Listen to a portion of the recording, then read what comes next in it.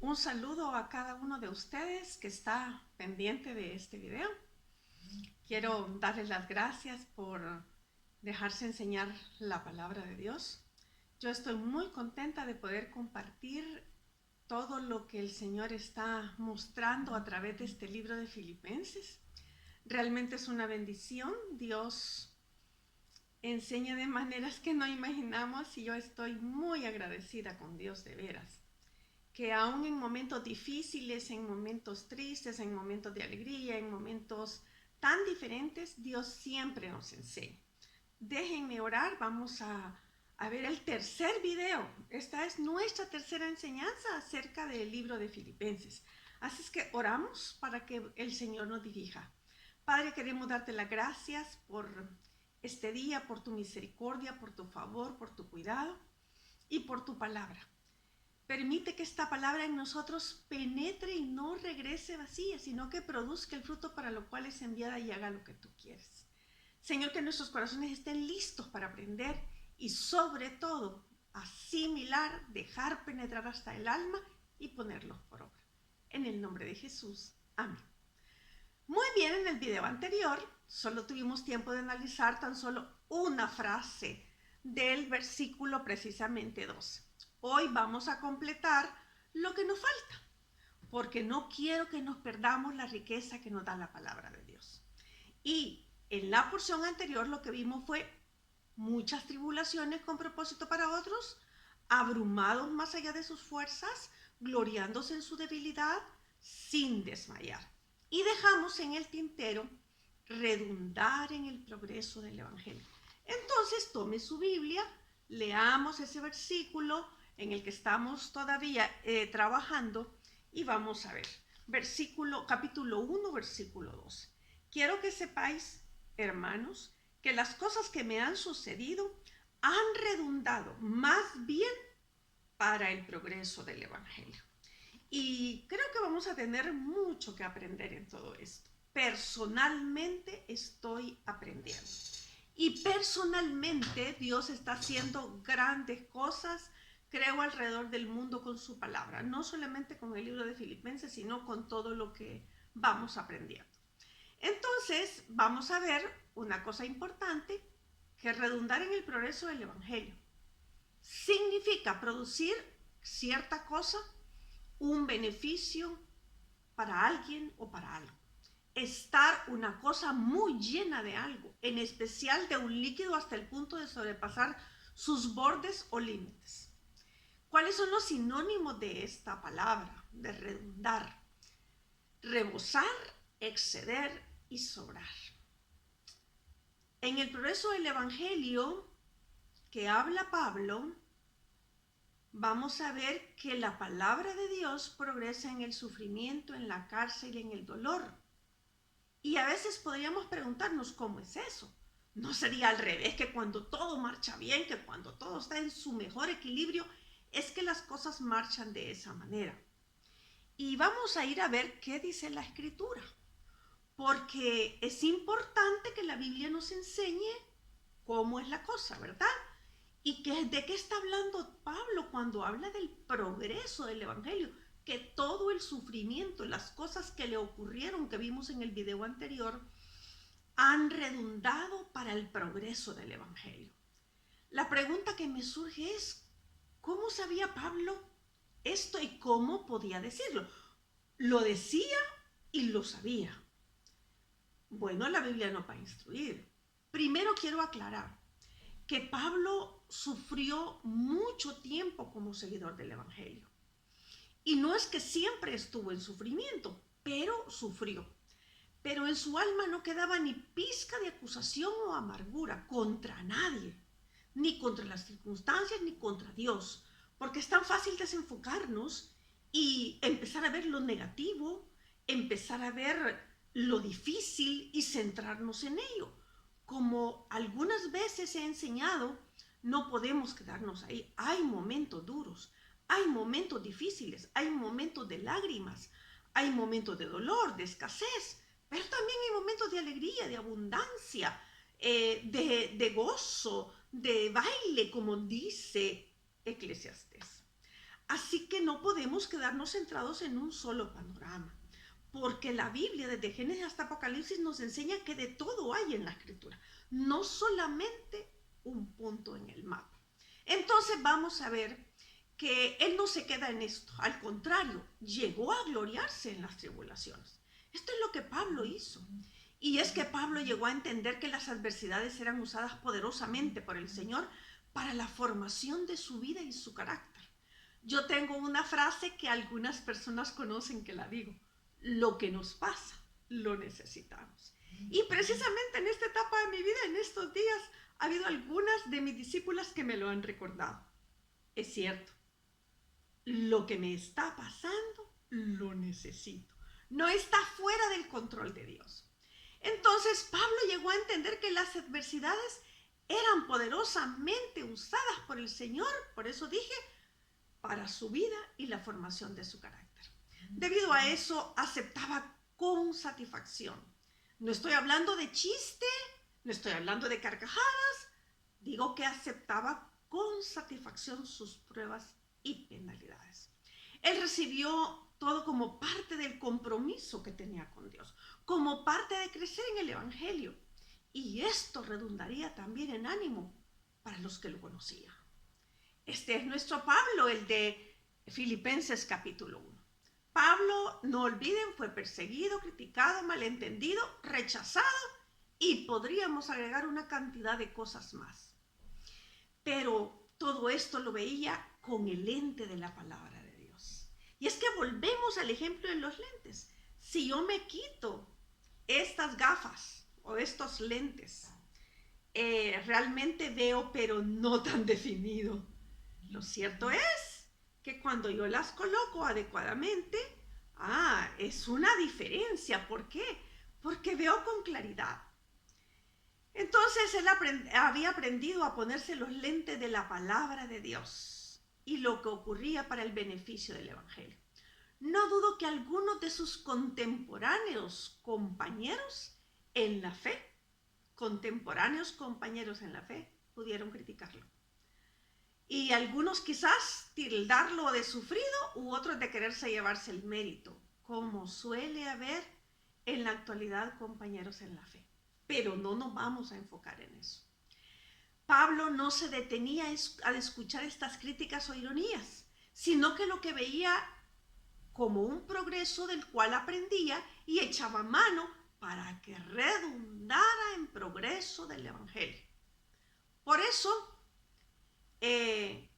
regresó Pablo a algunos lugares donde antes había tenido problemas y sabiendo que muy probablemente lo volvería a tener, cuando la tendencia de uno es: no, ya no vuelvo a ese lugar, ¿verdad? Porque como me trataron, lo que me hicieron, cómo se portaron, no, mejor no regreso. Pablo no. Pablo estaba tan enfocado que entonces decidía regresar a estos lugares. Entonces, como vamos a ver, que todas estas cosas habían redundado para el progreso del Evangelio. Ese es nuestro tema. Habían redundado para el progreso del Evangelio. Muy bien. Nuestro primer punto en esto será progreso del Evangelio en la opresión. Vamos a ver algunos puntos y vamos a ver que Pablo fue educado conociendo la historia de su pueblo. Lo más seguro que cuando niño le instruyeron en cómo había sido toda la situación del pueblo judío. Génesis, Éxodo, Números, Levítico, Deuteronomio, aquellos 5 libros de la ley tan importantes. Claro, él supo un poco más, ¿verdad? Porque todo el Antiguo Testamento, pero lo cierto es que estos 5 libros de la ley fueran importantes para él. Y lo son en la actualidad para cualquier judío. Les instruyen desde niños y están oyendo contar la historia a sus padres constantemente. Se le había narrado cómo Dios había permitido que se multiplicaran en medio de la opresión. ¿Por qué? Porque ahora decimos el progreso del Evangelio. En aquella época era que se multiplicaba el pueblo de Dios, ¿verdad? Aún en números se multiplicaba. Físicamente hablando, en personas, lo es ahora a través de la iglesia del Señor. Pero en aquella época era a través del pueblo de Dios, que eran los judíos, el pueblo de Israel. Entonces, él había escuchado estas historias de cómo este pueblo se había multiplicado. Y si usted me acompaña a Éxodo capítulo 3, versículo 6, y dice: y murió José y todos sus hermanos y toda aquella generación. Y los hijos de Israel fructificaron y se multiplicaron, y fueron aumentados y fortalecidos en extremo, y se llenó de ellos la tierra. Entre tanto, se levantó sobre Egipto un nuevo rey que no conocía a José, y dijo a su pueblo: he aquí el pueblo de los hijos de Israel es mayor y más fuerte que nosotros.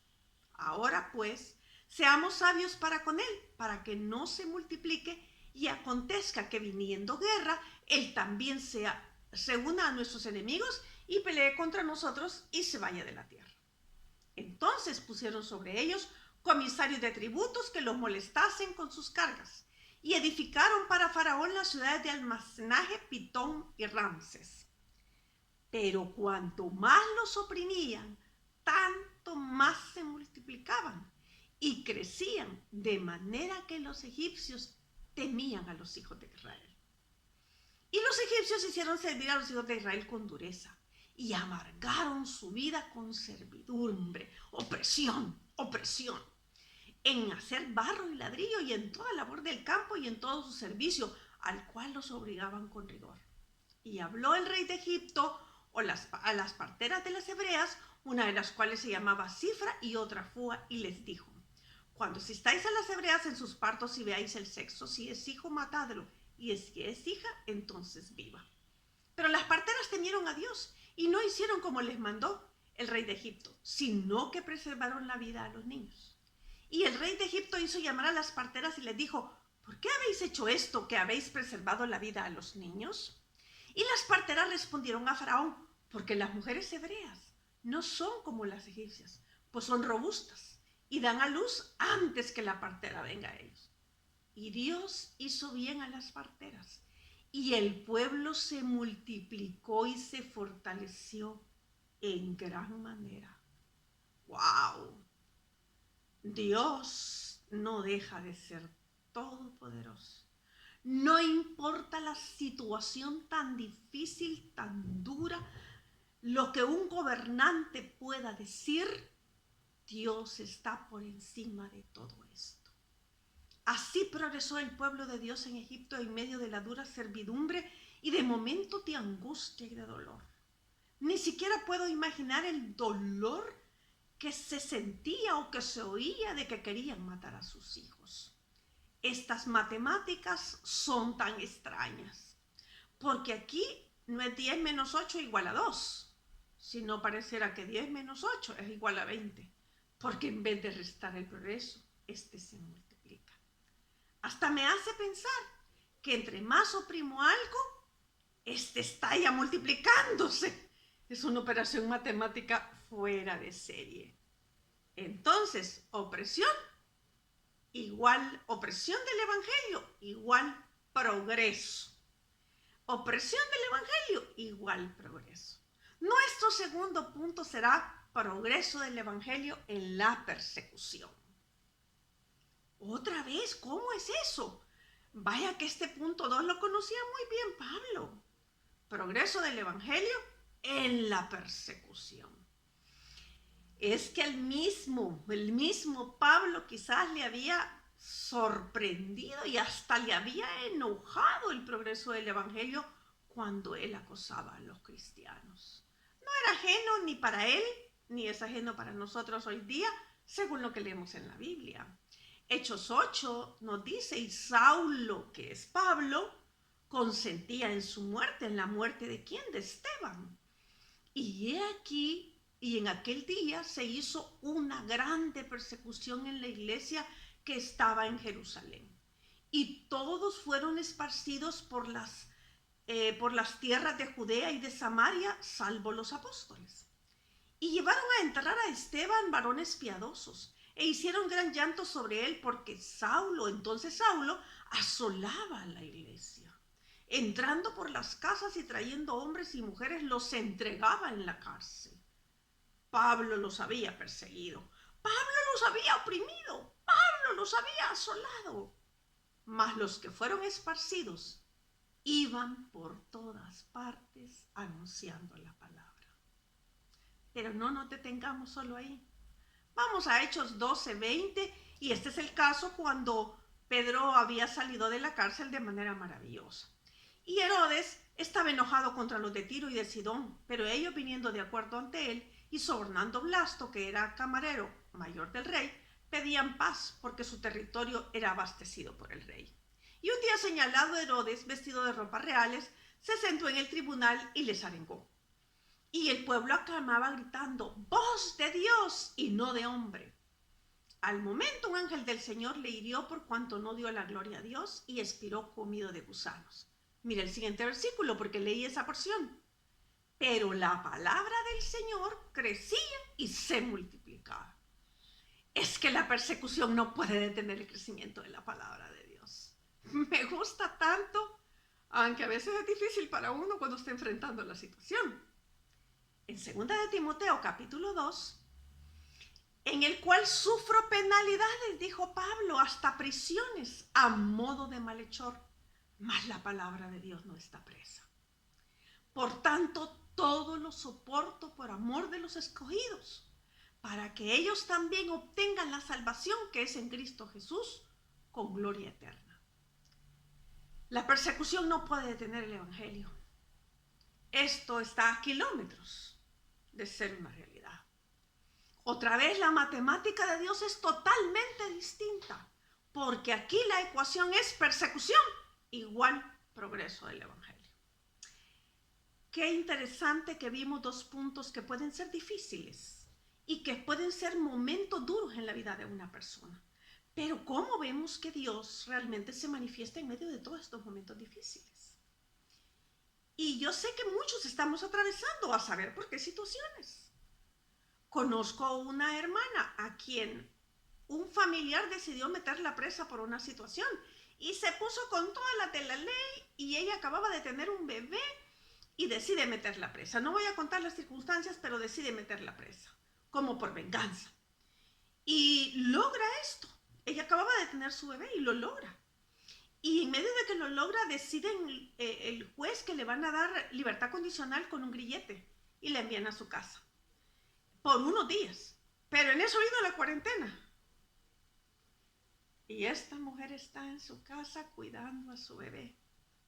Y ella está compartiendo de alguna manera los milagros que Dios ha hecho. Esto ha permitido que quizás otros conozcan del evangelio. Nuestro tercer punto: progreso del evangelio en la muerte. No, hasta ahí no.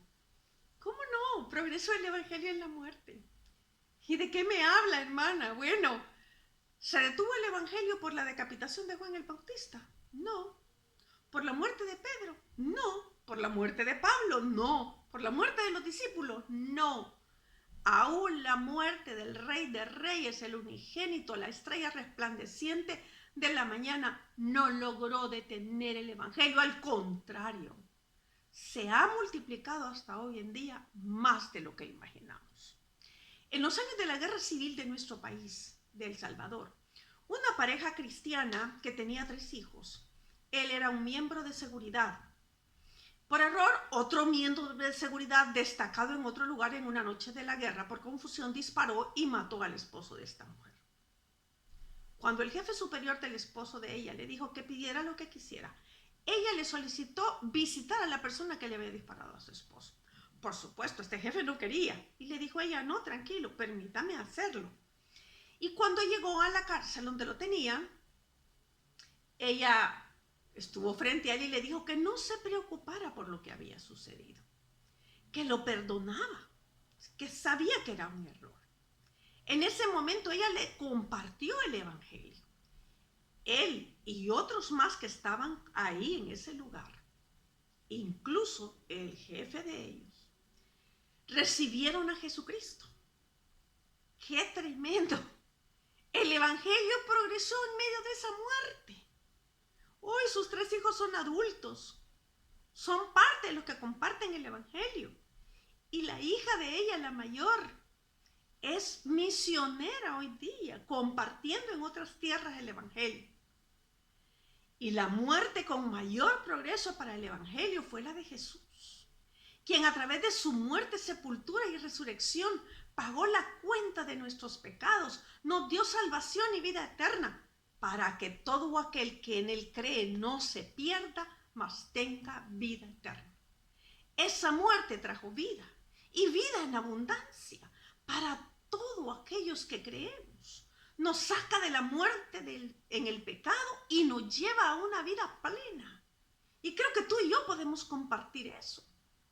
Otra vez, muerte igual progreso del Evangelio. Yo de veras estoy muy contenta de ver este punto y este tema, porque progreso del Evangelio, ¿qué significa? Significa todo esto y mucho más. Yo me quedo corta ante esto. Nuestro cuarto punto, progreso del Evangelio en la enfermedad. A veces hemos podido ver cómo a través de enfermedades tremendas las personas han venido a Cristo, familias enteras, y el Evangelio ha progresado. Testimonios de cánceres que han sido sanados han hecho que eso redunde en el progreso del Evangelio. Enfermedades terminales, enfermedades difíciles, incurables, que pensamos que serían una pérdida de vida, una destrucción para una familia, se han convertido en vidas transformadas para la gloria de Dios. Ha traído nacimiento de casas de oración, casas de estudio bíblico, conversiones, misiones y hasta iglesias. Entonces, enfermedad igual, progreso del Evangelio. Y nuestro último punto, nuestro quinto punto, progreso del Evangelio en la guerra.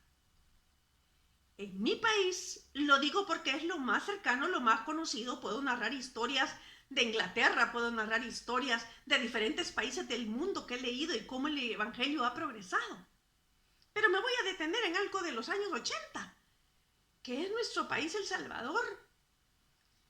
Durante la guerra civil el Evangelio progresó de una manera increíble. Eran cientos los que venían a los caminos del Señor.